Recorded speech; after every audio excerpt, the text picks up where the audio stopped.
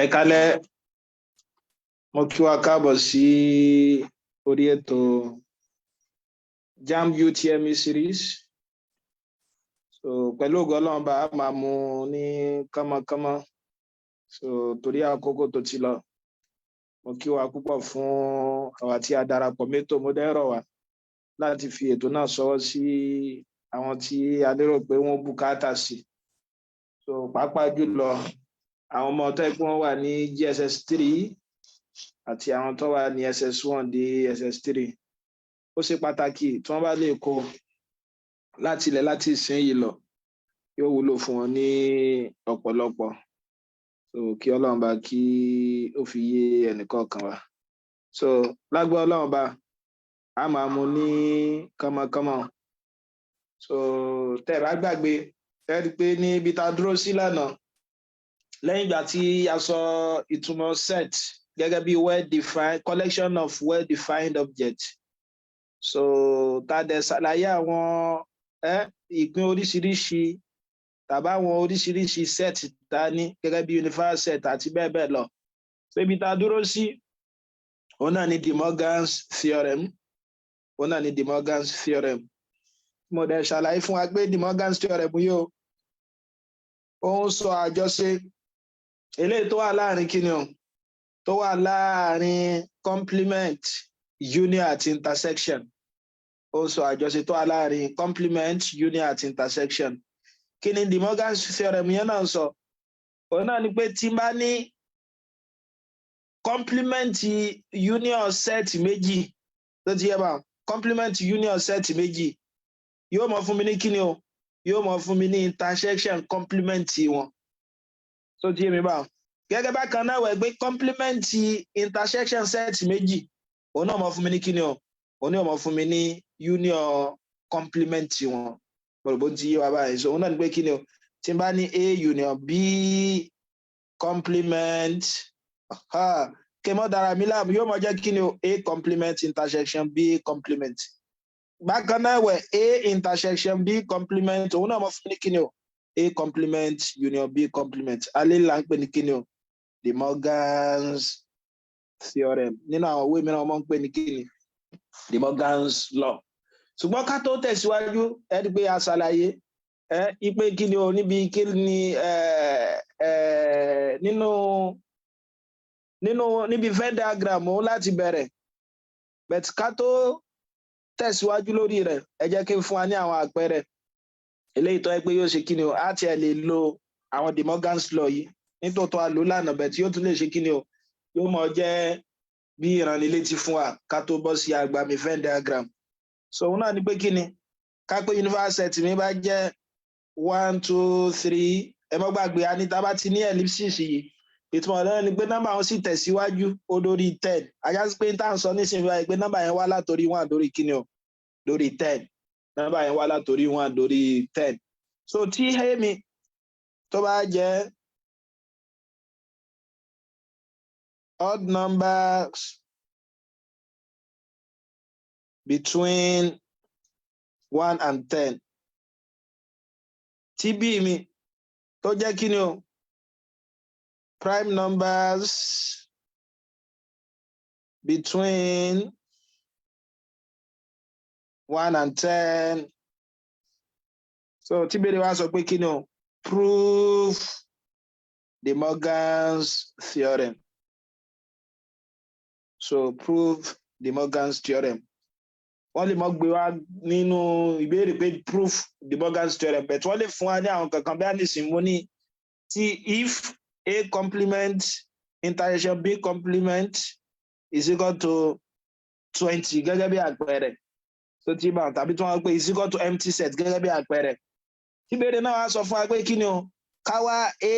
union B complement ṣe ìpínlẹ̀ kò bùkátà láti dára láàmú àti mọ̀ pé union B complement ń bẹ̀rẹ̀ kí ni ọmọ fún wa òun náà mọ̀ fún wa ní empty set. Ọ̀yà kí ni àwọn De Morgan's theorem méjèèjì tá a fẹ́ ṣe òun náà ni pé kí ni o complement union set méjì kan yóò mọ̀ fún wa ní kí ni o intersection complement wọn. Ẹ dákun sá gbọ́ kí ni ẹ̀yẹ De Morgan's theorem yóò ṣiṣẹ́ àmọ́ ń lò púpọ̀ ní algebra kódà ó ṣiṣẹ́ fún lọ́jíìkì náà lọ́jíìkì yẹn ẹ mọ̀ lò fún kí ni o ẹ mọ̀ lò fún taba ní or àti and so ti yé báwọn taba ní or àti and so ti yé báwọn tẹ́ bá fẹ́ lò fún àwọn proposition so ẹlẹ́ẹ̀kejì òun náà ni pé kí ni A intersection B complement is the same thing as A complement union B complement ó yá ẹ̀gbọ́n wá fún wa ní universal set wa ẹ má gbàgbé pé universal set náà ni pé kí ni o set tó kó gbogbo àwọn element tá a máa fi ṣiṣẹ́ sínú kí ni universal set tó fún wa number between 1 and 10 1 2 3 àbí lórí 10 ó yá odd number mi A mi wọ́n ní kó jẹ́ odd number láàrin 1 àti 10 kí làwọn odd number àwọn number tí tó lè lọ́nu wọn 1 3 5 7 9 zero ni B mi kí lòun jẹ́ o àwọn tó jẹ́ kí ni àwọn tó jẹ́ prime number láàrin 1 àti 10 àwọn náà dẹ̀ sì ní 2 3 5 7 wọn ò jù báwọn lọ ẹ má gbàgbé prime number ni àwọn number tẹ́ gbọ́ mọ́ ní factor méjì àwọn number wọn fúnra lára wọn àti kí ni àti 1 ajá sí pé tí bá fẹ́ proof the Morgan's theorem ń bí báyìí mo ti mọ̀ ìpè tí Morgan's theorem sọ pé kí ni o complement union set méjì yóò mọ fún mi ní kí ni o intersection complement wọn ìrẹ̀lẹ̀ so complement intersection set méjì náà yóò mọ fún mi ní kí ni o union complement wọn ajá sí pé kéyìn tó ṣe léyìí máa bùkátà láti wá kí ni o máa bùkátà láti wá A union B mi o tí bá dẹ̀ tí mo A union B náà máa mọ wá A union B complement nígbà pé mo fẹ́ wá àwọn tó ẹkún ó dọ́gba pẹ̀lú ara wọn ni mo tún gbọ́dọ̀ mọ̀ kí ni A intersection B mo dẹ̀ sì gbọ́dọ̀ mọ̀ kí ni o A intersection B complement so ti yé mi báwọn lẹ́yìn rẹ̀ mo gbọ́dọ̀ mọ̀ A complement mo gbọ́dọ̀ mọ̀ B complement mo dẹ̀ gbọ́dọ̀ mọ̀ kí ni o A union B àbí ká pé A complement union B complement A complement intersection B complement ẹ rí i pé yóò ṣe kí ni ẹ rí i pé yóò dọ́gba kí ni A union B tẹ́ bá gbàgbé A union B náà ni pé kí ni o element ń bẹ́nu A àti element ń bẹ́nu àbí element ń bẹ́nu B tàbí element ń bẹ́nu méjèèjì òun náà ni pé ká ṣe kí ni o kan jan méjèèjì papọ̀ àbí kẹ́ ní ráìsì inú gbá kan kẹ́ ní ráìsì àtẹ̀wá inú gbá kejì ẹ̀tọ́ wá ní kẹ́ jan papọ̀ ẹ rí i pé tẹ́ ẹ máa nínú àwo òun náà ni kí ni o ráìsì àtẹ̀wá náà so union nìyẹn òròbó tí wá báwọn so ó yá ajá sí pé union bímbà yóò mọ jẹ́ kí ni 1 ó yá 2 3 ẹni kọ 3 lẹ́ẹ̀mejì o ẹ̀kan náà lẹ́ẹ̀kọ́ 5 7 9 so tí wá báwọn kí ni wá ní A union B complement àti mọ A union B o A union B complement náà ni pé tẹ́ bá gbàgbé àlàyé tá a ṣe pé kí ni element tó ẹ pọ́ ń bẹ́nu universal set tí ò sínú A union B ó ti yé tí wọ́n bá ní complement nǹkan kan pé element ń bẹ nínú universal set tí ò sínú set yẹn ẹjá sí pé tí n bá wo universal set mi ṣe pé 1 to 10 ni kí ni àwọn tí ń bẹ nínú universal set mi tí ò wá sínú arákùnrin A union B tí wọ́n bá ní ká find the B complement òun náà pé kí ni ń bẹ nínú universal set tí ò sínú B so kí ni wọ́n ń bẹ nínú kí ni universal set tí ò sínú B báyìí kí ni wọ́n ẹ rí i pé àwọn náà ní kí ni 4 àbí 6 8 10 ẹ dákun sá gbọ́yé 4 6 8 10 lẹ́yìn rẹ̀ àwa wá A intersection B kí ni A intersection B element tí wọ́n jọ kánkó element tí wọ́n jọ ní papọ̀ ó dẹ̀ ṣàlàyé fún wa wípé ó dàbí káníràìsì nínú àwo kan káníràìsì àtẹ̀wá nínú àwo kejì ajá sí pé kí ni wọ́n jọ ní papọ̀ kí làwọn àwo ń jọ ní papọ̀ rice intersection àwọn méjèèjì ọmọ jẹ́ rice bẹ̀tọ́ wáyé pé union ni òun náà ní pé àjànkù àwọn méjèèjì bó ti yá bá ń sọ ajá sí pé intersection bí báyìí pé kí ni àwọn arákùnrin méjèèjì kí wọ́n ní papọ̀ ẹ rí i pé n tó kọ́mọ̀ láàrin àwọn méjèèjì òun náà ní kí ni 3 5 7 mo rò bá gbọ́yé ọ̀yà láti bẹ̀ lọ a lè mọ intersection B complement wa náà kí mo pe complement fún wa òun náà ní pé n ti ń bẹ nínú kí ni o ti ń bẹ nínú universal set tí ó sínú A intersection B complement yẹ yóò mọ jẹ́ kí ni n ti ń bẹ nínú universal set tí ó sínú A kí ni wọ́n bẹ nínú universal set a ti mọ̀ pé universal set tiwa ó kó nọ́mbà láti 1 àti 10 sínú dórí 10 sínú kí ni wọ́n ń bẹ nínú rẹ̀ tí ó sínú A intersection B ẹ̀ẹ́dì pàwọn náà ní kí ni 1 2 ọ̀yà 4 6 8 9 10 mo rò bó ti yá báwọn àti ń ṣe lọ ọ̀yà kí ni A complement náà mọ̀ jẹ́ tí ń bẹ nínú universal set wa tí ò sí nínú A ẹ ṣe kí ni o ẹ rànjú mọ́ A báyìí ẹ rí pé A wà ní àbí ọ̀yà kí ni tí ń bẹ nínú kí ni universal set mi tí ò sí nínú A àwọn náà ní kí ni ẹ sọ 2 4 6 8 10 àbí bẹ́ẹ̀ kọ́ ni so òun náà ni o B complement bákan náà ẹ̀wẹ̀ tí ń bẹ nínú universal set tí ò sí nínú B kí ni wọ́n ẹ rí pé àwọn náà ní kí ni 1 4 6 àbí 8 9 10 ọ̀yà kí ni wá ní A complement union B complement yóò jẹ́ òun náà ní pé kẹ́ ẹ jan arákùnrin méjèèjì yìí papọ̀ mọ́tò dàbí ká ní ráìsì nínú àwo kan kẹ́ ní ráìsì àtẹ̀wá náà àwo kejì ẹ rí pé tẹ́ bá jan papọ̀ kí lámọ̀ ní ráìsì àtẹ̀wá so tẹ́ bá jan ọkùnrin méjèèjì náà papọ̀ ajá sí pé màmá ní kí ni o màmá ní 1 2 4 6 8 9 10 èyí tó wáyé lẹ́ẹ̀mejì yẹn ẹ ní mọ̀ ṣe kí ni o ẹ̀kan náà lẹ́ẹ̀kọ́ ọ̀yà A intersection A complement intersection B complement pé kí ló kọ́mọ̀ láàrin àwọn méjèèjì ọ̀yà ẹ kíyèsí o kí ló kọ́mọ̀ láàrin àwọn méjèèjì ẹ rí i pé 4 wà ń bí báyìí 4 wà ń bí báyìí o 6 wà ń bí báyìí 6 wà ń bí báyìí 8 wà ń bí báyìí náà 10 wà ń bí báyìí náà ẹ rí i pé tẹ́ bá ṣàkíyèsí wọn kí leléyìí o A intersection B complement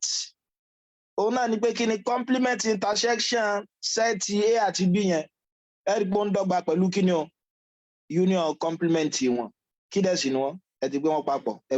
wo sí ara wọn 1 2 4 6 8 9 10 mo rò bó ti yé mi báwọn ẹ rí i pé ó papọ̀ ẹja wo ẹlẹ́ẹ̀kejì pé complement union set A àti B yẹn náà òun náà gbọ́dọ̀ mọ́ papọ̀ mọ́ kí ni o ó gbọ́dọ̀ mọ́ papọ̀ mọ́ intersection complement wọn ọ̀yà ẹ pé tẹ́ bá ṣàkíyèsí A union B complement kí lá fún wa 4 6 8 A complement intersection B complement so 4 6 8 lòun náà so ti 4 6 8 10 ẹ má bínú 4 6 8 10 yeah 4 6 8 10 ẹ rí pé kí ni àti rí kí ni o àti rí De Morgan's theorem wa hence the theorem so ti yé bá ẹ má gbàgbé theorem méjèèjì yẹn dì wọ́n mú ṣe pàtàkì púpọ̀ kì í ṣe bí set nìkan la máa lò so tá bá dé àwọn lọ́jíìkì náà àti àwọn agbámi algebra kọ̀ọ̀kan náà tó ti yé nínú àwọn property tó yẹ pé wọ́n ṣe kí ni o tó mọ̀ ń ṣiṣẹ́ ni kí mo dẹ̀ pé mo lọ́ mọ́ ń ṣàjọṣe tó wà láàrin kí ni o tó wà láàrin complement intersection àti union òun náà ni pé kí ni complement union set méjì yóò mọ jẹ́ intersection complement wọn complement intersection set méjì yóò mọ jẹ́ union complement wọn ìjẹ́ tí eléyìí bá yé wa ẹ já bọ́ sí Venn diagram Venn diagram ó ṣe pàtàkì púpọ̀ Venn diagram ó wúlò lọ́pọ̀lọpọ̀ kódà àwọn ìṣòro míì tí ẹ lè ṣe pẹ̀lú kíni o pẹ̀lú ọwọ́ yín tàbí tí ó nira láti ṣe pẹ̀lú ọwọ́ yín ẹ lè lo Venn diagram fún ọ táwa lolùdásílẹ̀ Venn diagram yìí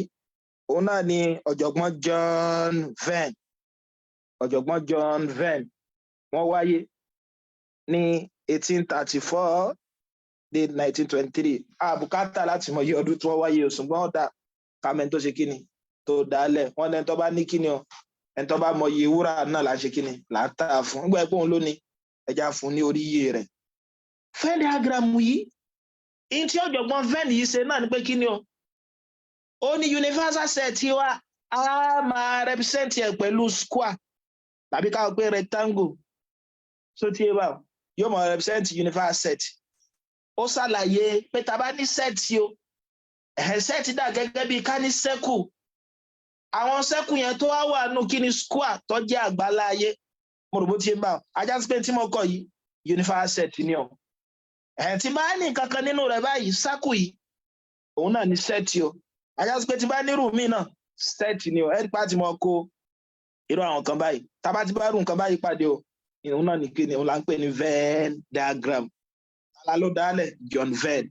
kí la ní set wa kí la mọ̀ fi ṣe set wa náà ní kí ni òun náà là circle láfi mọ̀ ṣe o wá rí universal set wa kí la mọ̀ fi ṣe o a máa lo square tàbí rectangle so tí a bá a máa lo square tàbí rectangle bó wà ní ẹ rí pé ọ̀pọ̀lọpọ̀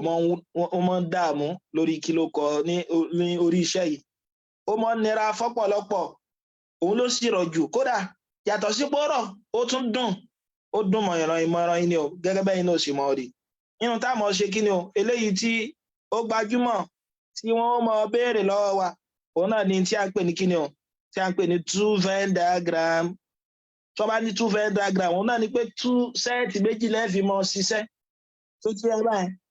adẹ̀sí kí ni o a ní three Venn diagram pẹ̀lú àlàyé tí mo ṣe ajá sí pé sẹ́ẹ̀tì mẹ́rin láwọn fi ṣiṣẹ́ ń bí wọn a máa ṣe sẹ́ẹ̀tì mẹ́ta ṣiṣẹ́ nù wọn máa fẹ́ gbàlàyé kan fún wa ẹ pé mo ní ká pé èmi tó bá jẹ́ 1 2 3 4 kí ni o sẹ́ẹ̀tì ni o àlàyé tí olóyè tó dá kí ni yìí lẹ́nu sọ ni pé kí ni máa ní irú nǹkan báyìí so tí ẹ bá tí ó mọ jẹ́ sẹ́ẹ̀tì a 1 2 3 4 yóò máa wà nù rẹ̀ tí ń ṣe ẹ́límẹ́ǹtì rẹ̀ ẹ rí i pé ó rẹwà bí ó rẹwà òun pé tá bá ti ya inú àwọn tá a yà kalẹ̀ wọn á ti mọ̀ pé kí ló kọ́ ẹ lélẹ́yìí so òun náà ló ṣe kí ni o òun ló ní 1 2 3 4 inú sẹ́ẹ̀tì a ni wọ́n wà mo rò bó ti yé ń bá wọn so ajá sí pé ṣé mo lè sọ pé 5 yìí sí ẹ́límẹ́ǹtì a ni 5 onímọ̀ jẹ́ ẹ́límẹ́ǹtì a torí kò sínú kí ni o kò sínú ọgbà yìí mo rò bó ti wá bá wọn so gẹ́gẹ́ bẹ́ẹ̀ bákan náà ẹ̀wẹ̀ tí ń bá ní bíi mi tó bá jẹ́ pé kí ni o tó bá jẹ́ 3 4 ajá sí pé mo lè kó wọn jọ a mi rè o b mi rè o kẹ tó kó wọn jẹ́ wá wò pé kí ni wọ́n jọ ní lápapọ̀ ṣe pé tẹ bá kíyèsí àárín yìí tẹ bá kíyèsí bíbà yìí ẹ kàn ti ṣe kí ni in tó ń sọ náà ni pé in bẹ́nu a ó sì wà nù b mo rò bó ti yé mi bá o so in tó ń sọ náà ni pé in bẹ́nu a ó dẹ̀ sì wà nù b ajá sí pé tẹ́yọ̀ kọ́ mọ̀ ṣe òun náà ni pé kí ni wọ́n jọ ní papọ̀ ẹ rí pé 3 1 bíbà 4 1 bíbà 3 4 tí a bọ̀ sí intersection wọn kí ló kún bíbà ẹ jẹ́ fi 5 sí bíbà ajá sí pé lè ọmọ kún 1 2 5 so tí yé bá yóò máa wà nínú kí ni o yóò máa wà nínú universal set wa ẹ rí pé ó rẹwà bí ó rẹwà kódà láì tí ìṣàlàyé ẹni tí ò mọ sẹ́ẹ̀tì gan ìyá lọ́jà gan yóò mọ̀ sọ pé arákùnrin yìí ilé bíbà yìí lòun wà èyí kejì ilé kejì lòun wà ìjẹ́ tẹ́lẹ̀ yẹn bá yé wa máa fẹ́ ká gbọ́ nǹkan kan yé o nínú àwọn kankan tó máa ń dàrú òun náà ni pé kí ni ó sì only kò sí only ẹ pé tẹ́ ẹ bá ń ṣiṣẹ́ ẹ mọ̀ bá rú nǹkan báyìí wọ́n gbá èdè wọ́n lè ní a only wọ́n dẹ̀ lè ní a ọmọ ń dàrú mọ́ pọ̀lọpọ̀ lójú o tàbí ká sọ pé àmàlà only àti àmàlà màá ṣàlàyé rẹ̀ fún sẹ́ẹ̀tì méjì tàbí pé Venn diagram méjì màá ṣàlàyé rẹ̀ fún Venn diagram mẹ́ta ká tó fi ṣiṣẹ́ ọ̀yà ká pé a lóde èmi àti yín tàbí gbogbo wa tá a jọ ń wo fídíò yà lóde wọ́n á gbé àmàlà àti ráìsì wa àmàlà àti ráìsì ni wọ́n sáfù lóde yẹn tó ti ń bà ẹ̀jẹ̀ ayá báyìí ajá sí pé sẹ́ẹ̀tì mi báyìí ẹ̀jẹ̀ ìyá kó lè rẹwà dáadáa so ajá sí pé sẹ́ẹ̀tì mi báyìí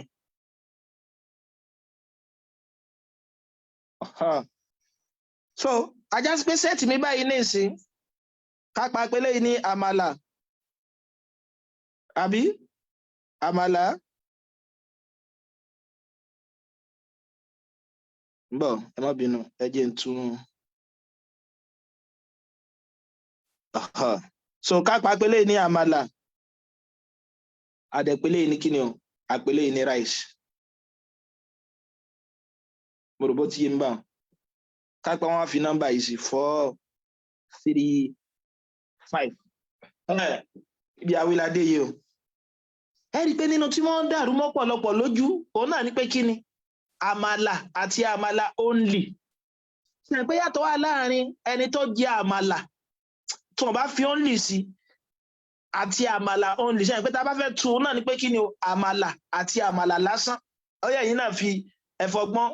ẹfọgbọ́n sọ ìyàtọ̀ tó wà láàrin wọn ṣe pé tó bá ní àmàlà lásán òun náà ni pé kí ni o inú gbogbo oúnjẹ tó wà nílẹ̀ kò jẹ́ oúnjẹ ẹ̀mí àyàfi kí ni àyàfi àmàlà nìkan mo rò bó ti yé mi wá kò jẹ́ oúnjẹ ẹ̀mí àyàfi àmàlà nìkan bẹ́ẹ̀ tí wọ́n bá ní àmàlà tí wọ́n ò ṣàdáyanrí rẹ̀ òun náà ni pé kí ni o ó lè jẹ àmàlà ó dẹ̀ sì tún lè jẹ nǹkan míì àwa lóde ká pé mi olóúnjẹ ni mí mo jẹ ráìsì mo jẹ àmàlà mo jẹ gbogbo ẹ̀ papọ̀ so ti ń bá ẹ̀yin jẹ àmàlà lásán so tí wọ́n bá sọ pé kí ni o àwọn wo ló jẹ àmàlà àwọn wo ló jẹ àmàlà ìdìdì àbìnrin dìde màá dìde o ẹ̀yin náà dìde àbẹ́yìn náà ní dìde ẹ̀yin náà dìde o torí pé kí ni àmàlà wà nù tá a jọ jẹ ẹjà àmàlà lásán mi tún jàmàlà àti nǹkan mi bẹ́ẹ̀ tí wọ́n bá ní àmàlà only ẹ̀yin nìkan lẹ́mọ̀ dìde ẹ rí pé mi ò ní ṣe kí ni o èmi ò ní mọ dìde mọ́ ní ìgbà tó bá sọ pé àmàlà only báyẹn nítorí wọn ṣàlàyé bẹ́ẹ̀ náà ni pé kí ni sẹ́rí ríjìyàn yìí o ríjìyàn yìí báyìí níbọ̀ ẹjẹ̀ ń lo nǹkan mi fi fàlà rẹ̀ ríjìyàn yìí báyìí gbogbo bí báyìí òun náà ni kí ni o àmàlà tó ti yẹ báyìí gbogbo bọ́ọ̀sì yẹn báyẹn àmàlà ẹ wá rí bí báyìí lásán tó ti yẹ báyìí òun náà ni kí ni àmàlà only òun náà ni kí ni o àmàlà only ọ̀yà kí ni ráìsì ó jẹ báwọn ajásùkẹ́ tó bá ní àwọn mẹ́rin lọ jẹ àmàlà only bí báyìí àmàlà only bá ṣe mọ ọkọ ni o yóò mọ jẹ n of a intersection r tó bá yẹ pa fi àmàlà àti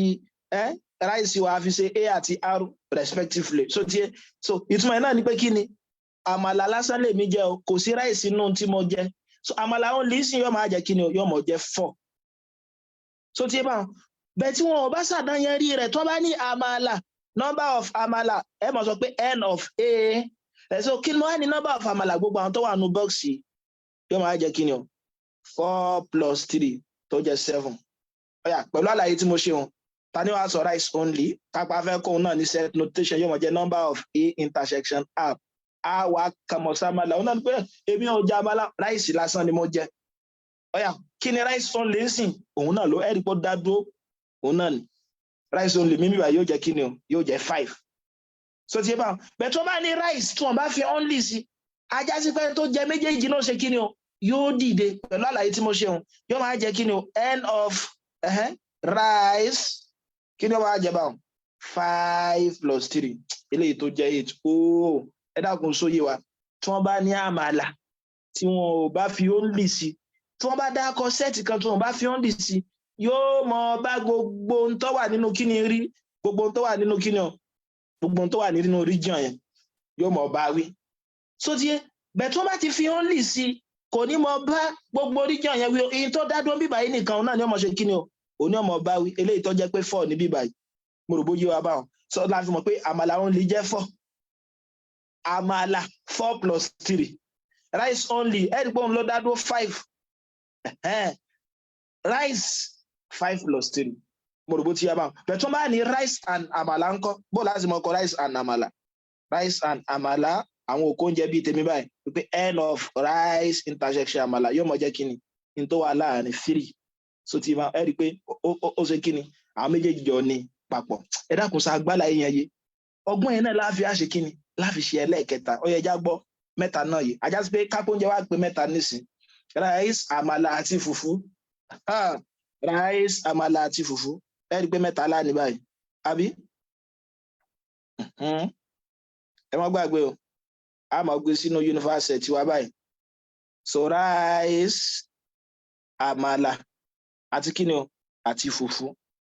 ká pé àfihàn nǹkan báyìí sí 2 3 5 8 ọ̀yà pẹ̀lú àlàyé tí mo ti ṣe lọ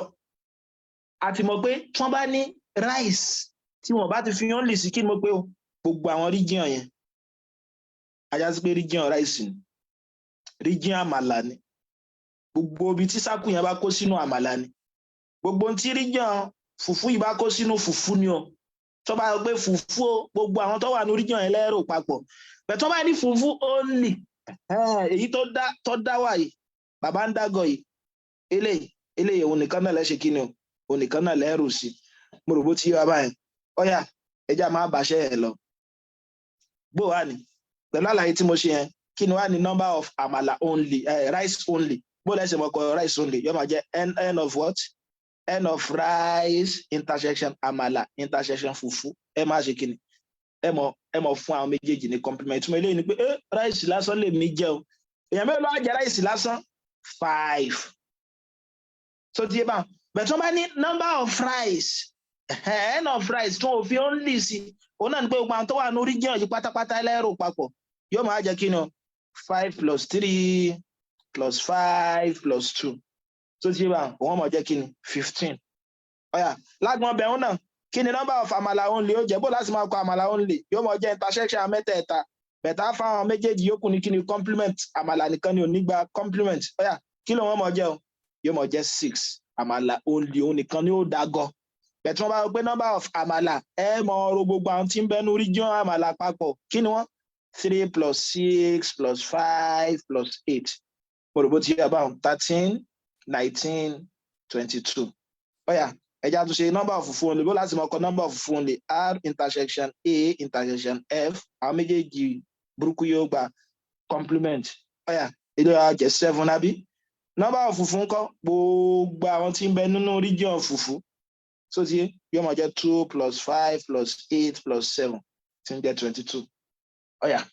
ìkẹ́kẹ́ tó wà mọ́ ń dàrú ẹ̀rí gbà ti mọ only àtẹ̀yí tí ò bá ní only tó bá jẹ́ pọ́lọ́ ọkọ̀ kan àmọ́ àmàlà so ti bá wọn àmọ́ àmàlà only àmọ́ fùfú only àmọ́ ẹ̀bà only so tá a bá ti kọ́ gbọ́ gbogbo àwọn kíní ẹ̀yẹ àfi ní wàhálà tá a bá ń ṣe nínú ìdánwò mo rò bó ti yọ bá wọn so okay now tó bá ní mẹ́tẹ̀ẹ̀ta intersection mẹ́tẹ̀ẹ̀ta pé number of rice àmàlà àti fùfú kíní ẹ̀ ẹgbẹ́ òun ni ó wà láàrin èyí tó bá wà láàrin gbọ̀ngbọ̀n yìí òun lẹ́ẹ̀kọ́ sí yóò mọ̀ jẹ́ 5 nǹkan kan àmọ́ máa ń dàrú o ẹ dákun mo fẹ́ ká gbọ́ yé o òun náà ni pé tí wọ́n bá fẹ́ kó méjèèjì tí wọ́n bá fẹ́ kó méjì bí a ti bá fẹ́ ṣe kí ni àmàlà àti fùfú only àmàlà àti rice only ó yẹ já gbára yìí rẹ̀ táwọn lè sọ tí region tí mo fà láyé sí jẹ́ region yìí ẹ má bínú region yìí báyìí kí ni region yìí jẹ́ ẹ rí pé tẹ́lómi ọ̀sán ní gẹ́ rice àtàmàlà ìrọ̀ ẹ̀sì o rice àtàmàlà kọ́ rice àtàmàlà only ẹ pé mo ní tó bá ti dágọ́ only ni ajásígbé lẹ́yìn náà kí ló wọ́n mọ̀ jẹ́ rice and fufu only màá ṣàlàyé bó ṣe jẹ́ bẹ́ẹ̀ ẹ̀mọ́ wọ̀rí eléyìí náà mọ̀ jẹ́ kí ni àmàlà àti fufu only bó ló ṣe jẹ́ bẹ́ẹ̀ ẹ máa gbọ́ a tún lòde gbogbo wa lòde bọ́yọ̀ rẹ̀ ni gbogbo wa àwa lọ bí ìnáwó ẹ má gbàgbé mo lólóúnjẹ lèmi àbí mo jẹ oúnjẹ mẹ́tẹ̀ẹ̀ta mo jẹ rice mo jẹ àmàlà mo dẹ̀ ṣiṣẹ́ kí ni o mo jẹ fùfú ajásí pé náà márùn àárín yìí mo wà ń bẹ àbí ní tí ó wá ju yí wa ni pé tó máa ń pe kápẹ́ yìí ní sin báyìí ẹ̀yin wá jẹ àmàlà fùfú only ẹ̀yin jẹ àmàlà àti fùfú only ókè náà tó bá ní ókè náà kí gbogbo ẹ̀yin tẹ́ wá síbi ìnáwó lónìí àwọn tá a fẹ́ pè kó dìde nísìn àwọn tó jẹ àmàlà àti fùfú ẹ gbọ́ àwọn tó jẹ àmàlà àti fùfú ṣé máa dìde àbí ní dìde máa dìde torí mo jẹ oúnjẹ mẹ́tẹ̀ẹ̀ta ẹ̀yin ń kọ́ tẹ́ jẹ àmàlà àti fùfú lásán ṣé dìde àbẹ́ ní dìde ẹ̀yin náà ó dìde bẹ̀tú wọn pé àmàlà àti fùfú only ẹ pé màá ṣe kí ni èmi ọ̀rọ̀ àjókòó ara tèmi jẹ́ ni ní tí wọ́n fà yọ̀ bẹ́ẹ̀ náà pé tó bá sọ pé only agbọ́nrin yìí nìkan ni ó wà èyí tó dádúró yìí nìkan ni ó wà bẹ́ẹ̀ tí wọ́n bá ti fi only sí tó wá pé àmàlà àti fùfú o ẹni tó jẹ àmàlà àti fùfú lásán ó dìde ẹni tó dẹ̀ sì ṣe kí ni o tó jẹ gbogbo oúnjẹ náà ṣe kí ni o yóò dìde gbogbo tí a bá ajásí pé tí bá ní number of àmàlà intersection fùfú àbí kí n sọ pé number of àmàlà intersection fùfú only ṣẹ̀yìn pé tí wọ́n ilé tí rice bá ti gba compliment mọ́ náà ni pé kí ni àmàlà àti fùfú only ni o kí ni wàá ní àmàlà àti fùfú only ó jẹ́ ń bíbáyìí àmàlà àti fùfú only 8 ẹ rí i pé òun ló ṣe kíni òun ló dádú only nìyẹn bẹ́ẹ̀ tó bá ní àmàlà àti fùfú àmàlà intersection fùfú tálá máa ro mọ́ a máa ro àwọn òkóúnjẹ tí wọ́n wà láàrin yìí mọ́ 8 plus 5 yóò mọ̀ jẹ́ kíni 13 ṣàgbàláyé rẹ̀ ókè náà ẹjẹ́ tó ń tún sálẹ̀ á lóde ẹ̀yin jẹ àmàlà àti fùfú lásán èmi jẹ oúnjẹ mẹ́tẹ̀ẹ̀ta tó bá ní ókè àwọn olóúnjẹ àmàlà àti fùfú ẹ dìde náà tó rẹ jẹ àmàlà àti fùfú èmi náà dìde tó ló ń bẹnu oúnjẹ tèmi náà bẹ́ẹ̀ tí wọ́n bá ti ṣàdáyàn rí rẹ̀ pé àwọn olóúnjẹ àmàlà àti fùfú lásán èmi ò ní dìde mọ́ ajá sí pé tí wọ́n bá ti fi only sí ẹ mọ̀ ro eléyìí tó wà láàrin mọ́ ọ̀yà bó wà ní èwo ni rice àti fùfú ó jẹ o rice and fùfú only pé only náà ni pé kí ni rice and fùfú only pé àmàlà ó gba compliment àbí kí ni rice àti fùfú only ń sìn ẹ sọ ọ̀yà yóò mọ̀ jẹ́ 2 ibi báyìí torí pé ó jẹ́ only so ti bá wọn bẹ́ẹ̀ tí ẹ bá ṣe only tí wọ́n kà sọ pé rice àti fùfú yóò mọ̀ jẹ́ only ẹni tó jẹ́ lásán plus in tó wà láàrin àwọn òkú oúnjẹ tí wọ́n jẹ gbogbo ẹ̀ 5 eléyìí tó jẹ́ 7 ẹ dákun sóyè wa ẹ dákun tí ó bá yé wa mo fẹ́ ká tún kíní ẹ gbọ́ bó wà ní àmàlà àti fùfú ńkọ́ àti ṣe yẹn bó ní rice and àmàlà only bó mo lẹ́sìn mọ̀ kàn lé ẹ̀kọ́ gbogbo wọn tó wà nù set yẹn rice interaction àmàlà interaction fùfú èyí tí ó wá sí bẹ́ẹ̀ ẹ̀ fún complement kí ni only ń sìn 3 so ti yé mi báwọn only òun náà ni ó dá dúró rice àti àmàlà ńkọ́ èyí tí ó ṣe kí ni èyí tí ó ní rice àtàmàlà tí wọ́n bá ní rice àtàmàlà tí wọ́n ò fi only sí ajá sí pé àwọn tó ṣe only yóò wà ń bẹ̀ àwọn tó jẹ gbogbo ẹ̀ náà wọ́n ṣe kí ni wọ́n wà ń bẹ̀ so eléyìí tó wà láàrin so eléyìí tí ó mọ̀ jẹ́ kí ni tí ó mọ̀ jẹ́ tẹ́lẹ̀ ìbáyé wa ti mọ àwọn àlàyé yìí tá ti mọ àwọn ìyàtọ̀ eléyìí tó wà láàrin gbogbo wọn ẹ dákun wọ́n fẹ́ ká gbọ́n wọn yé ẹjá wá fi kí ni o ẹjá lọ àwọn iṣẹ́ yìí lọ́rọ̀ ní ìṣe ẹjá fi wọ́n ṣiṣẹ́ ṣe ẹjá fi wọ́n ṣe iṣẹ́ ṣe wọ́n bọ̀ wá fún alápẹẹrẹ ti 2 Venn diagram wá dẹ̀ fún alápẹẹrẹ ti 3 Venn diagram ọ̀yà ẹ gbọ́ eléyìí o example àpẹẹrẹ alákọ̀ọ́kọ́ wọ́n ní 30 pupils àwọn ọmọ iléèwé 30 kan are asked wọ́n béèrè lọ́wọ́ wọn pé kí ni o kọ́lọ̀ aṣọ wo ni wọ́n ṣe kí ni o ni wọ́n fẹ́ láti wọ̀ they like to wear ẹ gbé nínú àwọn àǹfààní òun lè lè pé 20 say blue ó di bla bla blue no so 20 say blue 15 say pink àbí ẹgbẹ́ túmọ̀ ẹgbẹ́ tí wọ́n ń gbé síwájú ẹ̀ náà ni pé tẹ bá fẹ́ represent ẹ̀ kẹ́ ẹ mọ́ lo p bẹ́ẹ̀ tí wọ́n bá sọ ẹ̀ lè fi tó bá wù yẹn represent ẹ̀ 5 do not like either of these colors 5 nu wọn ò nífẹ̀ẹ́ sí aṣọ yìí o ìbéèrè wa sọ pé show this information on the Venn diagram. Show this information on the Venn diagram and hence find alakoko the number of pupils who like to wear. Find the number of pupils who like to wear. Number 1, both sets. Àwọn aṣọ méjèèjì. Ẹ rí pé ìṣirò ṣe kí ni? Ìṣirò lọ́rẹ́wà púpọ̀. Only one of the 2 sets. Ìkànnà aṣọ méjèèjì. Ẹgbẹ́ tí wọ́n bá kàn gbé nǹkan fún ayẹyẹ ọ̀yá ní kíláàsì kan ọmọ 30 ṣe kílò pẹ̀. Ẹ rí pé yóò fẹ́ dàrú gẹ̀ẹ́ bó bá ṣe á mọ àwọn tó ṣe kílò pẹ̀. Bẹ́ẹ̀ pẹ̀lú ìṣirò ọ̀rọ̀ láti mọ̀. Pẹ̀lú ìṣirò ọ̀rọ̀ láti mọ̀. So ti yá bá ọ̀yà bó la ṣe máa tẹ̀síwájú lórí rẹ̀. Kẹ́ tó ṣe nǹkan kan, kẹ́ tó yá nǹkan kan, ẹ kọ́kọ́ mọ̀ kọ àwọn data yín. Ẹ dákun, ẹ kọ́kọ́ mọ̀ kọ àwọn ẹ mọ̀ tí ronú pé mo fẹ́ yá nǹkan kan, ẹ kọ́kọ́ ẹ tú àwọn ìbéèrè yẹn sí Yorùbá, ẹ wá ṣe kíni, ẹ mọ̀ kọ àwọn data yín. Wọ́n ní 30 pupils are asked what colours of the shirts they wear. Àwọn ọmọ 30. Náà ni pé university yín bí báyìí 30 ni. So ti yín bá wọn end of university 30 àbí ẹ mọ́ gbàgbé tí wọ́n bá fún yín wá ní in tí a fi gbélé mọ́ represent àwọn kìíní ẹ sọ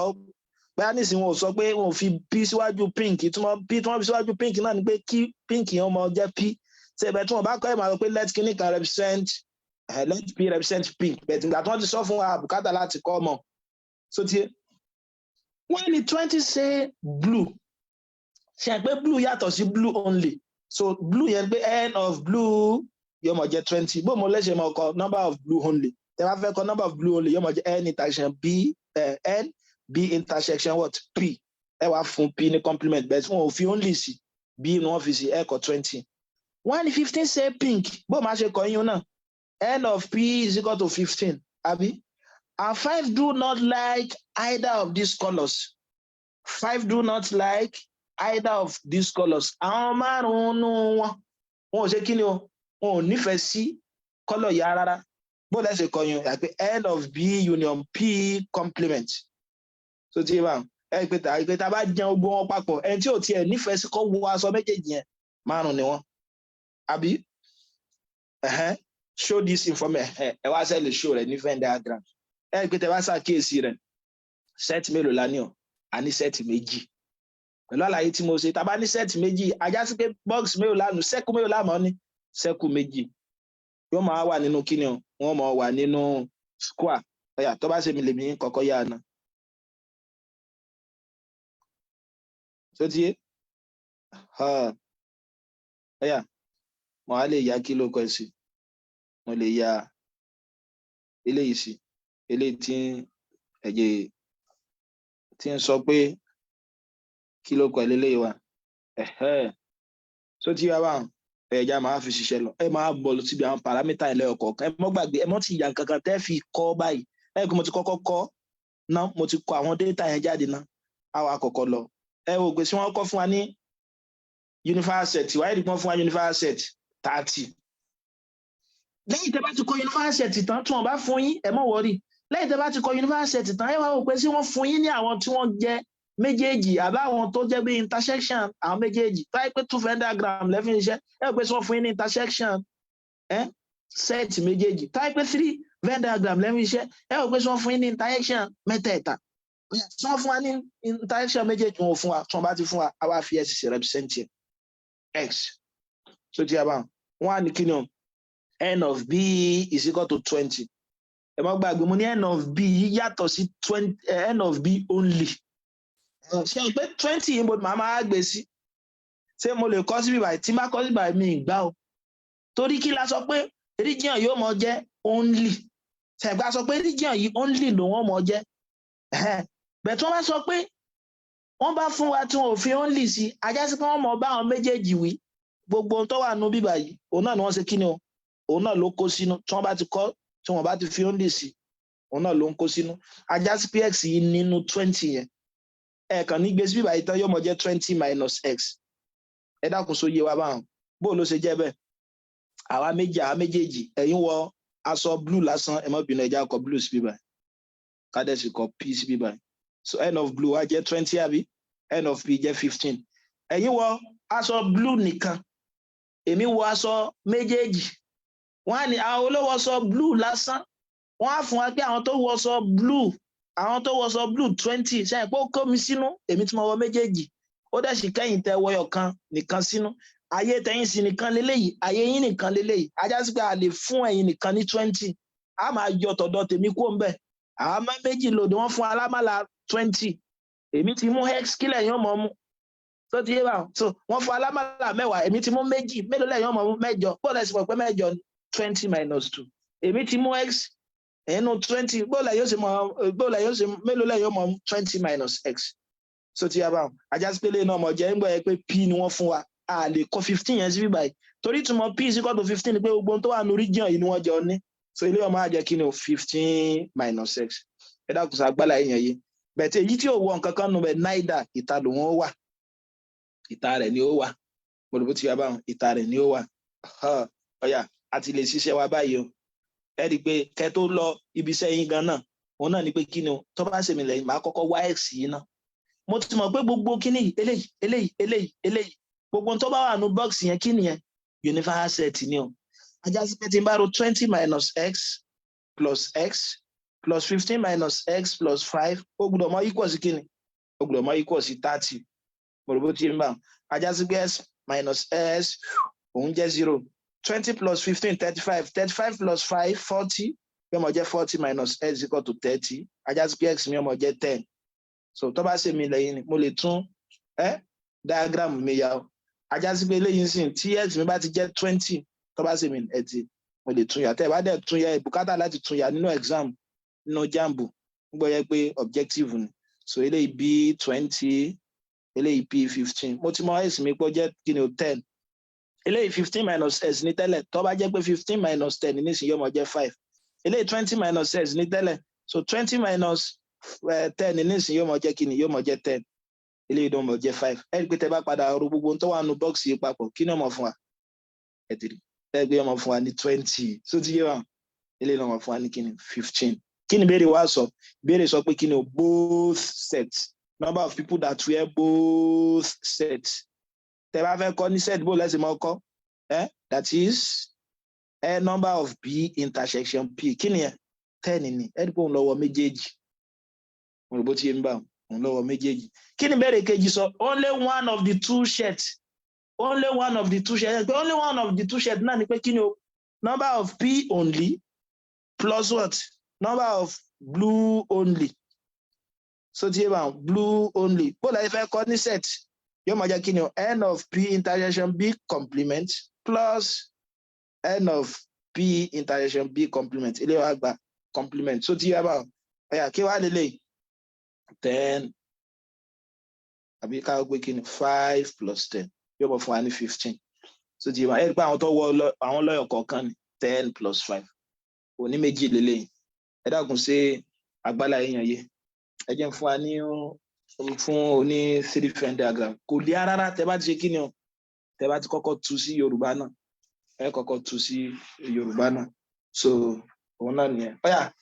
ẹ já ṣe àwọn ìbéèrè mìíràn ìbéèrè náà lọ báyìí pé kí ni a group of market women àwọn kí ni o àwọn ọ̀yá lọ́jà sell at least 1 yam plantain and maize nínú àlàyé tẹ mo tún fẹ́ sí níbẹ̀ tẹ bá rí tí wọ́n sọ pé at least kíní kan pé at least wọ́n á dárúkọ àwọn sẹ́ẹ̀tì tí wọ́n fún yẹn kò ní ìtumọ̀ ìtumọ̀ tí wọ́n sọ náà ni pé kí ni kò sẹ́ni kankan tí bẹ́ẹ̀nu gúrùpù yẹn tí ò ní nǹkan kan tó ṣe so ti yé bá so ajá sí pé nínú àwọn ìyá lọ́jà yẹn pé ìtumọ̀ ni pé kò sẹ́ni tí ò tajà tẹ́lẹ̀ nǹkan ò bá ta yam yóò ta plantain tí ò bá ta plantain yóò ta maize kọ́mọ̀mọ̀ dàrú mọ́ wa lójú o so ti yé wọ́n ní 12 of them méjìlá nù wọn ń tàgbàdo ọ̀yà ẹ mọ́ gbàgbé kìí ṣe maize only o ṣe é pé wọ́n sọ pé maize only maize ẹgbọ̀yà ayá pé tó máa sọ maize yóò mọ̀ jẹ́ gbogbo region maize so ti yé báwọn ọ̀yà 10 sell yam and 14 sell plantain 14 dẹ̀ ṣe kí ni ó ń ta plantain wọ́n ní 5 sell plantain and what plantain and maize ìbéèrè JAMB ni o 4 sell yam and maize 2 sell yam and plantain only ẹ dákun ó kó ṣe pàtàkì o yam and plantain only ẹ jẹ́ n fi àwọ̀ pupa kún ká lè rí only yẹn ṣe pàtàkì ìyàtọ̀ wà láàrin méjèèjì so tí ẹ bá wọn ní why 3 sell all the 3 items àwọn mẹ́ta ń ta ń jẹ mẹ́tẹ̀ẹ̀ta one how many women are in the group ẹ rí i pé John kárí John Venn tí ẹ bá ṣe pọ́ bá ronú nípa Venn diagram ẹ rí i pé yóò nira láti pàṣẹ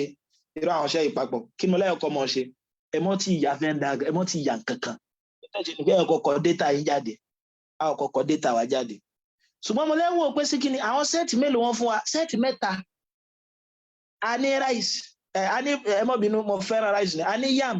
a ní plantain a dẹ̀ ṣiṣẹ́ kí ni o a ní maize so ẹ rí i pé wọn ò fún wa ní táìfì represent ẹ wá represent ẹ fúnra yín tó bá yẹ pé JAMB ní ẹ̀bùkátà láti ń gbọ́ ẹgbẹ́ ẹ̀ ní kọ̀ọ̀kan kan so ti yẹ bá bẹ́ẹ̀ WAEC ẹ represent ẹ fúnra yín ẹni let the number of yam be y so ti yẹ bá tàbí let y represent yam so let the number of plantain be p and let the number of maize be what? BH? Be M. Ẹ máa lò ọ̀yà. Mo ní tá bá sọ pé at least yìí kò ní túmọ̀. Ẹ mọ́ dára yín láàmú at least ìtumọ̀ náà ni pé kò sẹ́ni ẹ̀kan tí ó tanú wọn kò sí ní tẹ́ẹ̀fì ṣe. So wọ́n ní 12 of them sell maize. Kì í ṣe maize only. Yóò mọ̀ jẹ́ N of M is equal to 12. Ṣé ẹ gbé ẹ ti ń gbé làákàyè lọ ibi tí wọ́n bá wọ pé M tí wọn ò fi only sí òun náà ni pé gbogbo bọ́ọ̀sì M yẹn méjìlá ni wọn bẹ̀tọ́ báyìí pé only ní bọ́ọ̀lù ẹ̀ṣẹ̀ kọ́sẹ̀ pé ọmọ jẹ́ M intersection P intersection what intersection yam àwọn méjèèjì wa gba complement mọ́ ilé ni pé maize nìkan lèmi ń tà ọ́ sọ ti yé mi báwọn ọ̀yà lẹ́yìn rẹ̀ ńkọ́ wọ́n ní 10 sell yam number of yam is equal to 10 àbí 14 sell plantain number of P is equal to 14 mo rò bó ti yá báwọn wọ́n ní 5 sell plantain and maize òun náà mọ̀ jẹ́ number of plantain and maize is equal to 5. So then first cell yam and maize, number of yam and maize is equal to 4. ẹni pé kò lè ẹ mọ̀ 2 ní ẹ sì mọ̀ kọ́ ẹ mọ̀ interpret ẹ̀. wọ́n ní 2 cell yam and plantain only. Agbọ́dọ̀ wà careful bó láti kọ́ number of yam and plantain only torí pé ó jẹ́ only ní ẹ̀kọ́ ẹlẹ́ẹ̀kẹta ṣùgbọ́n ẹ fún ní complement ló máa jẹ́ 2. One Y3 cell all the 3 items, number of yam intersection M intersection P is equal to 3. Àìrípa ti kọ́ tán lẹ́yìn tẹ́ bá ti kọ́ tán yẹn kí ni mo lè ṣe? Mo lè wá ṣe ya Venn diagram yín ẹsẹ̀ ya Venn diagram yín so tí yóò bá yẹn ẹja àfàkọsí díẹ̀. So yóò máa wà níbo university wa. Kí ni àwọn Venn diagram tán fún wa tá bá gbàgbé? A ní maize, a ní plantain, a dẹ̀ ní yam. Ẹ wá padà síbi ìbéèrè wa lọ́yọ̀ kọ̀ọ̀kan báwọn. Number of maize. Kí ni number of maize? Àwọn tó jẹ àgbàdo òun délé 12. Òun náà ní pé ní tá bá padà ró gbogbo bọ́ọ̀sì yìí papọ̀ ní tí yóò mọ̀ fún wa náà ní kí ni o? Yóò mọ̀ fún wa ní 12. Number of yam. Tá bá padà ró gbogbo bọ́ọ̀sì yam papọ̀ gbogbo eléyìí ní tí yóò mọ̀ fún wa ní kí ni? Ní tí yóò mọ̀ fún wa ní 10. Number of plantain tá bá padà ró papọ̀ yóò mọ̀ fún wa ní kí ni o? 14. Agbègbè yìí kí lòun túmọ̀ sí? Plantain only. Ẹ mọ́ jẹ́ ó dàrú. Kí lágbègbè lẹ́yìn túmọ̀ sí? Maize and plantain only. Bẹ̀ẹ̀ tó bá ní maize and plantain kí lẹ́ẹ̀ mọ̀ ro mọ́? Ẹ mọ̀ ro tààrí mọ́. Wọ́n á ní tẹ́ bá ti ṣe kílò kọ̀ ẹ̀tàn wọn ò fún wa ní university ẹ mọ̀ wọ́ọ̀dì. Mo lẹ́wọ̀ pé wọ́n fún wa ní mẹ́tẹ̀ẹ̀ta ẹ̀rí wọ́n fún wa ní mẹ́tẹ̀ẹ̀ta àwọn mélòó wọn ni wọ́n ṣe mẹ́tẹ̀ẹ̀ta 3 ẹ kọ́kọ́ gbóhùn náà sáàrin. Bóyá a máa bá ṣe wa lọ. Wọ́n ní plantain and maize 5. Ṣé pé plantain máa maize ni bẹ́ẹ̀ sáwà kọ 5 yẹn sí bíbáyìí. Ráyọ̀ torí pé kí ni region yìí? Plantain and maize only. Ẹ dákun sóyè wa ẹ jẹ́ tún àlàyé yẹn ṣe. Àwa mẹ́ta tó ti bá wọn àwa mẹ́ta àwa lọ́jà kápá mẹ́ta àbí ajẹ́ ìyá lọ́jà èmi ń ta gbogbo ọjà mẹ́tẹ̀ẹ̀ta yẹn mò ń ta kò sọ́jà tí wọ́n wá sọ́dọ̀ mi tèmi ẹ̀ ta ẹ̀yin wà ń ta plantain àti maize nìkan bá wọn á rí kúkú àgbàdo àti ewé ọ̀gẹ̀dẹ̀ wọ́n á ní okay now ẹ̀yin tẹ́ ń ta wọ́n rí kúkú àgbàdo wọ́n rí ewé ọ̀gẹ̀dẹ̀ gbé okay àwọn ló ń ta plantain àti maize nínú ọjà yìí ẹ rí pé ẹ̀yin tẹ́ ń ta plantain àti maize lásán ẹ dìde èmi tí mò ń ta mẹ́tẹ̀ẹ̀ta náà èmi náà nídi pé bàbá ọkọ mi èmi náà mò ń ta so ti bá bẹ̀tọ́ bá ní plantain and maize only ẹ̀yin nìkan lẹ́dìde fa so ti bá so number of plantain and maize méjèèjì ni wọ́n jọ ní ẹni tí ń ta plantain and maize only àtẹni tí ń ta mẹ́tẹ̀ẹ̀ta so ti yé so ajá sí pé plantain and maize only ẹ ní pé 5 sí bí báyìí ẹ yọ kúrò ń bẹ̀ àwa méjì lòdì wọ́n fún alámàlà 5 èmi ti jẹ 3 kí ló kù tẹ́yìn ó jẹ 2 ajá sí pé gbé 2 sí bí báyìí ẹ pé tá bá ro papọ̀ yóò padà jẹ́ 5 so ti yẹ báwọn ọ̀yà yam and maize ńkọ́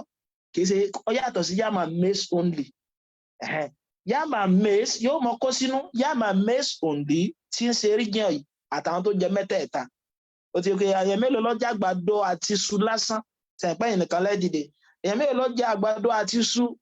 ẹ̀yin tẹ́ jẹ́ lásán ẹ̀ dìde èmi tí mo tún jẹ nǹkan mímọ́ máa ṣe kí ni máa dìde so ti bá àwa méjì wá lòdì wọ́n fún alámàlà 4 èmi ti mú 3 ẹ kí lẹ́yìn òmù yóò jẹ wọn ajá sí pé ẹnì kan gbogbo fọ́ yẹn síbí báyìí ẹ dákun so ti ẹyà bẹ̀tẹ̀ lẹ́yìn kọ́ yam and maize only a lè kọ́ síbẹ̀ kò sí wàhálà torí only ní ayé rẹ̀ náà ni mo rò bó ti yá báwọn ká tó wá parí iṣẹ́ agbọ́dọ̀ mọ fíìl gbogbo àwọn region wa nísìnyí báyìí wọ́n ní gbogbo region yìí tá bá padà ró papọ̀ tán ó gbọ́dọ̀ mọ fún mi ní kíni o ó gbọ́dọ̀ mọ fún mi ní 14 àwa mélòó la ní 1 2 3 4 àwa 4 la ní àwa 4 lòdì wọ́n fún alámàlà 14 àwọn mẹ́ta ti mú 2 3 àti 2 kí lẹ́nìkan ni ó gbà sẹ̀gbá kan ṣe kíni o àárò gbogbo àwọn mẹ́tẹ̀ẹ̀ta tí wọ́n ti gbà papọ̀ àbí ayọ̀ kó nu gbogbo àmàlà tí wọ́n fún wa ajá sí pé p only yóò mọ̀ jẹ́ kíni o 14 minus 2 plus 3 plus 2 bẹ́ẹ̀ kápẹ́ fẹ́ kọ́ p only ní set notation kan yóò mọ̀ jẹ́ number of p intersection a intersection y méjèèjì yóò àgbà complement nǹkan kan náà lẹ́ sọ yóò jẹ́ 14 minus 5 plus lulẹ̀ yóò 5 plus 2 7 ajá sí pé lè ọmọ jẹ́ 7 so ti yé bá ọ̀yà bó ni yá mo lè náà ńkọ́ àwa mẹ́rin lóde wọ́n fún alámàlà 10 o àwọn mẹ́ta ti mú tiwọn kílẹ̀ nìkan ni ó mú yóò jẹ́ 10 minus 1 plus 3 plus 2 so yẹ àrò gbọ́ pé region yìí lónìí so ti yé yóò máa jẹ́ kí ni 10 minus 4 6 yóò máa jẹ́ 4 ajá sí pé 4 lílé yá bí ọ̀yà àwa mẹ́rin tún lóde wọ́n fún wa ní àmàlà mélòó bí báyìí àmàlà 12 àwọn mẹ́ta ti mú tiwa kílẹ̀ nìkan ni ó mú yóò máa jẹ́ 12 minus kárò àwọn tá ti mú papọ̀ 2 plus 3 plus 1 yóò máa jẹ́ kí ni 12 minus ọ̀yà kí ni 2 plus 3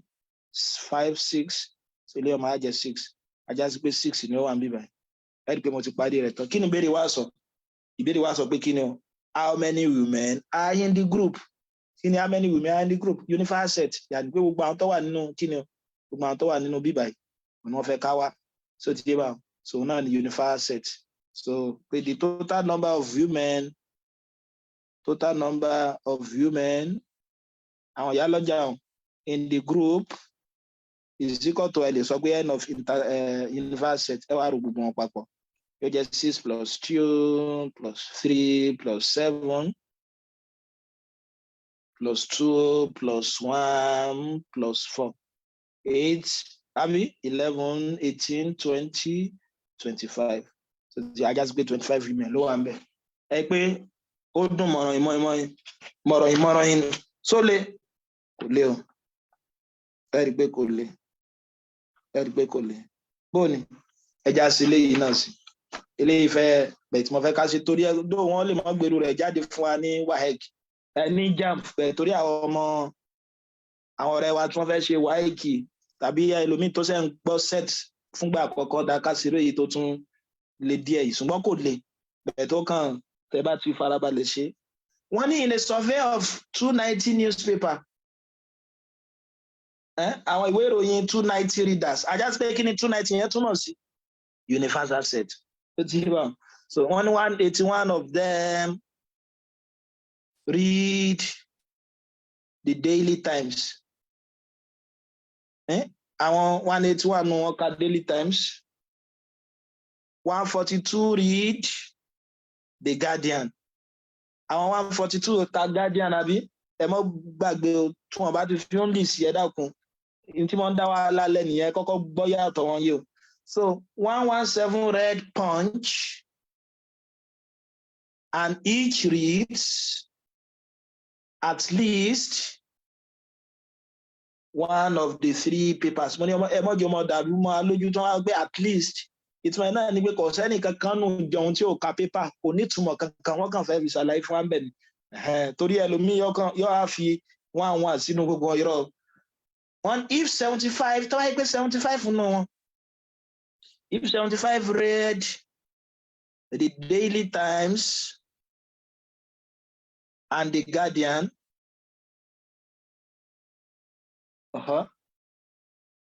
60 read the Daily Times and Punch and 54 read the Guardian and Punch. Ìbéèrè wa sọ pé draw a Venn diagram to illustrate this information. B. How many readers àwọn mélòó read number 1 all the 3 papers paper mẹ́tẹ̀ẹ̀ta sáàlì kan lọ́kànjúà ní ìsọ̀kànjúà wọ́n fẹ́ mọ̀ tí ń lọ ní o exactly 2 of the papers àwọn tó yẹ pé méjì péré ni wọ́n kà exactly 1 of the paper àwọn tó yẹ pé kí ni ọyọ̀ kan péré ni wọ́n kà ẹlẹ́ẹ̀kẹrin the Guardian alone àwọn tó ka Guardian lásán ẹ dákun tí ẹ bá sí Venn diagram ẹ rí pé yóò nira láti ṣerú nǹkan báyìí ẹ mọ́ dára yín láàmú kí ni mo lẹ́yìn ọkọ̀ mọ́ ṣe wọn náà ní pé kí ni o ẹ kọ́kọ́ wo pé sí wọ́n fún wa ní táàfù mọ́ represent àwọn sẹ́ẹ̀tì yẹn sẹ́yìn pé sẹ́ẹ̀tì mẹ́ta wọ́n fún wa a ní Daily Times daily punch, any guardian and punch. Let DT represent daily times. P represents punch, G represents guardian. So G represents guardian. So G represents guardian. Oh yeah, share team me pada. Hello. Pada. So G represents guardians. Money need to shake ni need to kon kankan. Te need to ya diagram gloss establishment. Kí la sọ pé lè túmọ̀ sí universal set. So ti ba universal set. So yóò máa jẹ́ kí ni o n of universal set is equal to 290. Ẹ kọ kọ àwọn information yẹn tán náà. 181 ET is equal to 181. Kì í ṣe daily times only o. Ẹ dákun ẹ jẹ́ àgbọ́yé o. Àbí 142 read the guardian. N of G is equal to 142. Àbí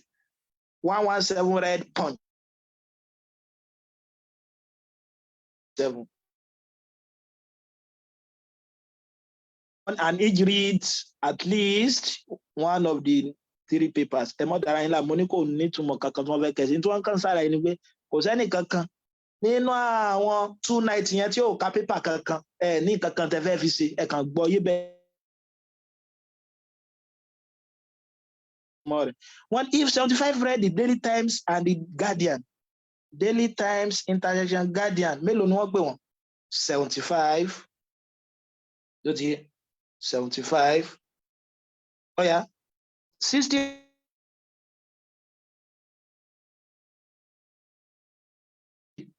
so ti yé mi báwọn so Daily Times and 54 read the Guardian and Punch. No. Ṣé àgbẹ̀ tó ayé pé Guardian and Punch only ní kí ni mo lẹ́sẹ̀ sí ẹ mọ̀ sí kí ni o ẹ kọ intersection DT ẹ wá fún DT ní complement ẹ bá ti kọ gba information yẹn tán lẹ́yìn tẹ́ bá ti kọ gbogbo information yẹn tán lẹ́wàásẹ̀ tó ṣe kí ni o lẹ́sẹ̀ tó ya àwọn àwòrán wa ẹ já yà wọ àwòrán yẹn náà mo ní set mẹ́ta ajá sí pé sẹ́kù mélòó ni màá máa ní o ní mo ní sẹ́kù mélòó náà sẹ́kù mẹ́ta ní mo ní sẹ́kù mẹ́ta ọ̀họ́ so ti yé wa so lẹ́yìn university mi rè o so ti yé mo ní ìtẹ́ ẹ̀kọ́ wo ni pé tí wọ́n fún wa ní university kí ni university wa wọ́n fún wa 290 so ti yé mi báwọn 290 lẹ́yìn rẹ̀ ẹ wá pé tí wọ́n fún wa ní mẹ́tẹ̀ẹ̀ta ẹ rí pé wọ́n fún wa ní mẹ́tẹ̀ẹ̀ta ẹ wá ní let the number of people who read all the 3 BX ọ̀dà ká ọkọ̀ mọ̀ wọn ẹ̀sẹ̀ pé ọ̀kanjú àánú jọ ọ̀dà kẹ́ mọ̀ wọn so that kò ní mọ bí wàhálà so ti wà ẹ wá kọ àwọn ilé wọn fún wa ní DT Guardian Punch so ti ẹ wá ní DT 181 pé lẹ́yìn tá a bá padà ṣe tán gbogbo bọ́ọ̀sì ó gbọ́dọ̀ mọ jẹ́ 181 ó yàtọ̀ sí DT only kí ni DT only bó lòun bíbá yìí lòun ọmọ wà so ti bá ó yá Guardian ńkọ́ 142 Punch ńkọ́ 117 mo rò bó ti yé mi bá ó yá ibi táwọn ìlàdé yìí wọ́n á fún wa ní kíni DT intersection G Daily Times and Guardian kì í ṣe Daily Times and Guardian only kì í ní kọ gbé ẹ sí bíbá yìí tán pẹ̀lú àlàyé tí mo ṣe lẹ́ẹ̀kan ṣàǹgbẹ́ta wá ní Daily Times and Guardian only òun nìkan lélẹ̀ but Daily Times and Guardian wọ́n fún wa mo dẹ̀ ní tí wọ́n bá ti fi only sí yóò mọ̀ kó only sínú àtàwọn tí wọ́n ka mẹ́tẹ̀ẹ̀ta ẹ jẹ́ tún ṣàlàyé alóòde wọ́n sáfù oúnjẹ mẹ́ta ráìsì àtẹ̀wà àti ègbò etí yẹn bá èmi jẹ mẹ́tẹ̀ẹ̀ta ẹ̀ ń jẹ ráìsì àtẹ̀gbò lásán ẹ pé tí wọ́n bá ní àwọn mélòó ló jẹ ráìsì àtẹ̀gbò ẹ dìde àbẹ̀ ní dìde ẹ dìde ẹ̀yin tẹ́ jẹ lásán èmi tí mo jẹ mẹ́tẹ̀ẹ̀ta náà kọ́ máa dìde ajá sí pé tí wọ́n bá ti sọ pé only méjèèjì ló kó sínú so ní tí wọ́n fún wa yẹn tí ẹ bá ti ṣe only wọ́n fún wa á mọ yọkó nu mẹ́tẹ̀ẹ̀ta náà ká tó kọ́ sí bíbá yìí àwa méjì lòde wọ́n fún wa lámàlà 75 èmi dẹ̀ ti mú x kí lẹ́yìn ọmọ 75 minus x so ti yé bá ajá sí pé pẹ̀lú yẹn náà Daily Times and Punch náà mọ jẹ́ kí ni o 60 minus x ó yá Guardian and Punch yóò mọ̀ jẹ́ kí ni o 54 minus x. Ẹ pé wọ́n ti fún wa ní information wa tán. Àwa ti ìparí o àti ìmìlẹ̀ agbọ́dọ̀ mọ́ àwọn kíní ẹ̀ ká tó lọ only. Ajá sí pé dt only mi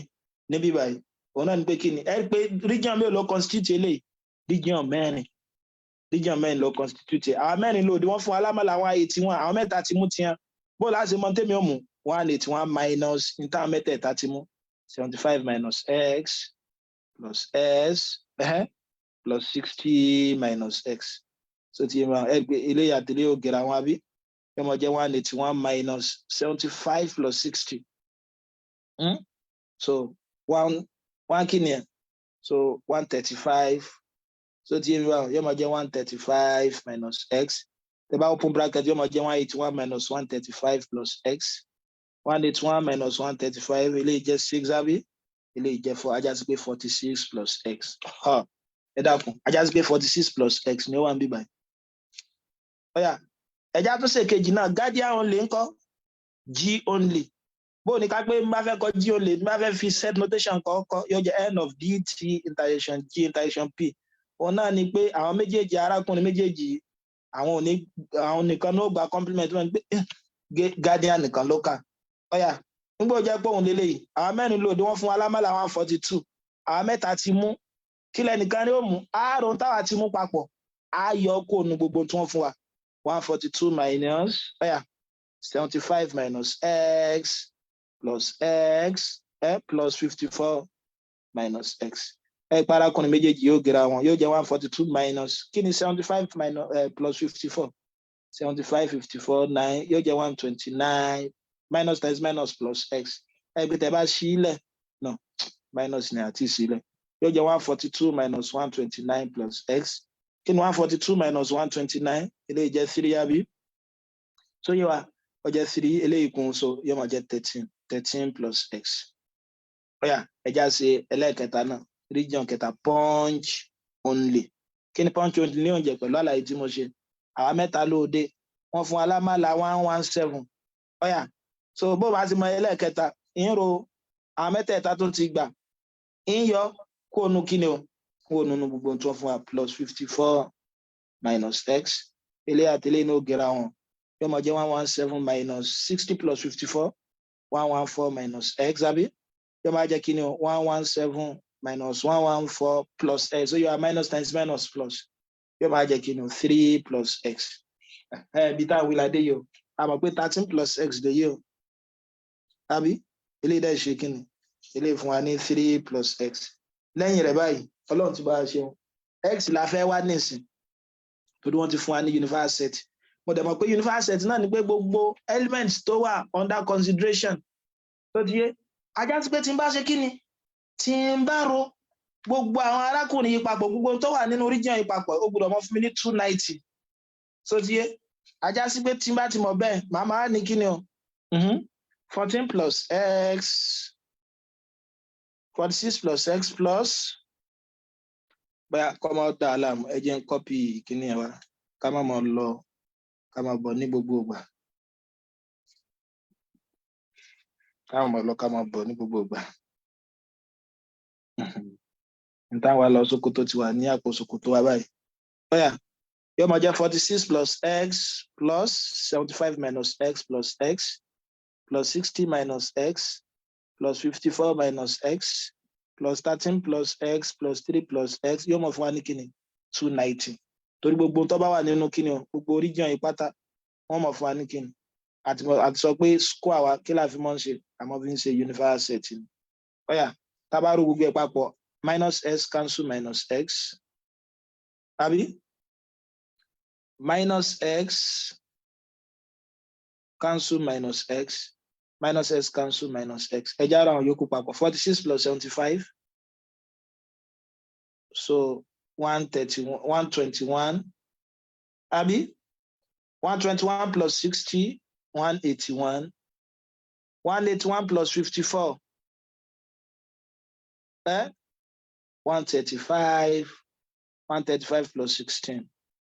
ilé ó jẹ́ 1 àbí ilé ó jẹ́ 5 àbí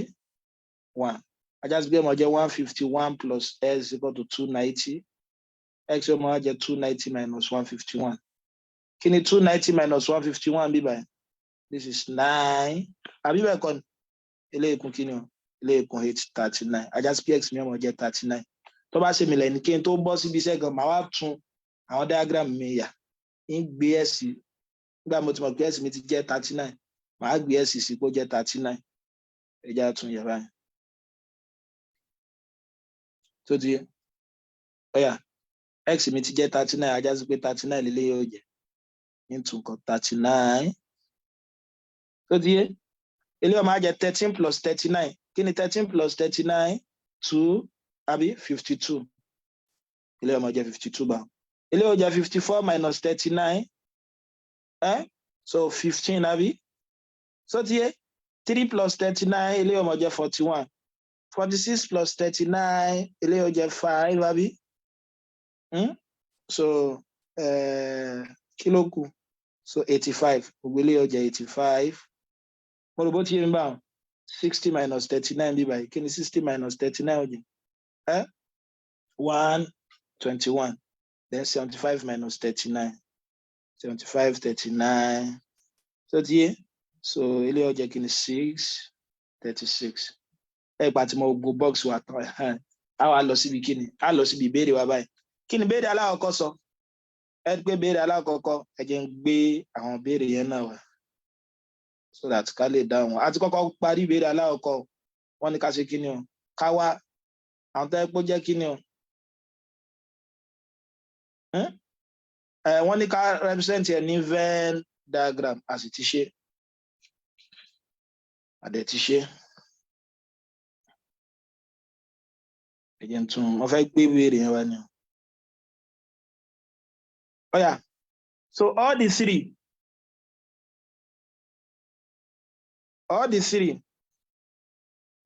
papers, number one, all the three papers,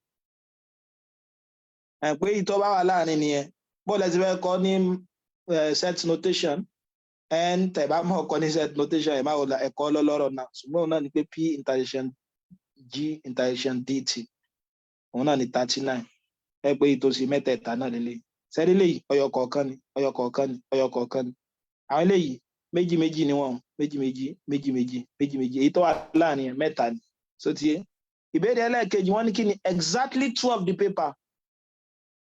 Exactly 2 of the papers. Àwọn tó yẹ pé méjì ni wọ́n kà. Kí làwọn yẹn? Ẹ rí pé wọn náà 21 plus 36 plus 15. 21 plus 36 plus 15. Ẹ̀rọ yóò kó papọ̀ fúnra yín. So ti yé báwọn. So ẹlẹ́ẹ̀kẹta exactly 1 of the paper. Àwọn tó kọyọ kọ̀ọ̀kan òun náà 85 plus 52 plus 41. Exactly 1. 85 plus àwọn only plus 52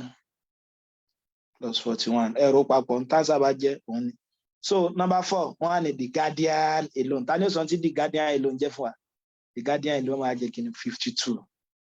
Guardian alone. So yóò máa jẹ́ 52. Ẹ̀tọ́ wáyé pé guardian wọ́n sọ àrò gbogbo àwọn tó wà nínú kíni náà tó wà nínú box papọ̀. Eléyìí náà bẹ́ẹ̀ sì mọ̀ sí kíni bẹ́ẹ̀ sì mọ̀ sí Venn diagram mi. Pẹ̀lú ògo Ọlọ́run bá màá máa dúró lónìí torí àkókò tó ti lọ. So àti parí set àmọ́ nípa Venn diagram. A ní Venn diagram yìí ẹ mọ̀ fi set yẹn ẹ mọ̀ fi represent circle. Universal set ẹ mọ̀ fi ṣe kíni o ẹ mọ̀ fi represent square. Àní tó wáyé pé set méjì ni wọ́n fún wa ẹ mọ̀ ní square méjì o tó wáyé pé set mẹ́ta square mẹ́ta ni o. So ti yá báwọn mo sì ṣàlàyé ìyàtọ̀ tó wà láàrin only àti tí wọ́n bá fi only sí.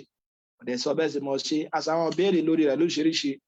abárẹni tó ní ìbéèrè àbí kejì ìbéèrè kan àbí méjì kí wọ́n kàn sí wa. Pẹ̀lú ògo Ọlọ́run bá a máa pàdé ní ọ̀sẹ̀ tó ń bọ̀ kọ́lọ́run kó fẹ̀mí wa lẹ̀ a máa bẹ̀rẹ̀ pẹ̀lú binary operation tí tá a fi pàdé ní ọ̀sẹ̀ tó ń bọ̀. Ó kí wa pa púpọ̀ pé a ṣe ohun tí a darapọ̀ mẹ́tò ó dìgbà.